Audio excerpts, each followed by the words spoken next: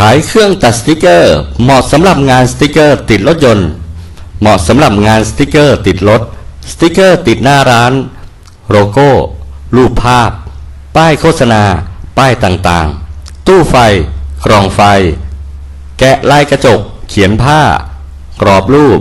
งานพร็อตป้ายทะเบียนเล็กเป็นต้นเครื่องตัดสติกเกอร์คูโก้นำเข้าจากประเทศจีนการอ่านไฟล์งานรวดเร็ว 38,400 บิต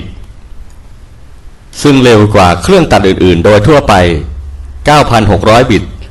การสั่งตัดงานด้วยโปรแกรม Corridor ปลั๊กอินและ Art Cut ใบมีดมาตรฐานมิมากิ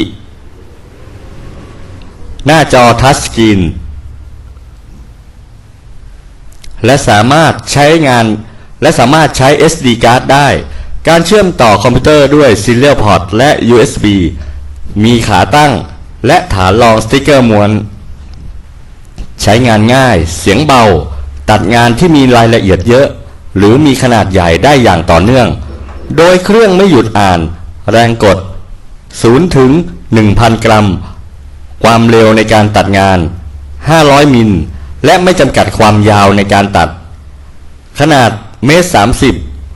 พิเศษ 26,000 บาทเครื่องตัดสติกเกอร์ของเราเป็นเครื่องมาตรฐานมีขาตั้งและฐานรองสติกเกอร์ม้วนชุดใบมีดตัดหัวเขียนสายต่อพ่วงซีเรียลและ USB สายไฟแผ่นไดเวอร์และคู่มือตัวเครื่องมีสีสันสดใสน่าใช้พิเศษขายลดราคาเครื่อง63 เซนราคา 20,000 บาทจากปกติ 2,300 บาทสนใจโทร 086 982 3702 ด่วน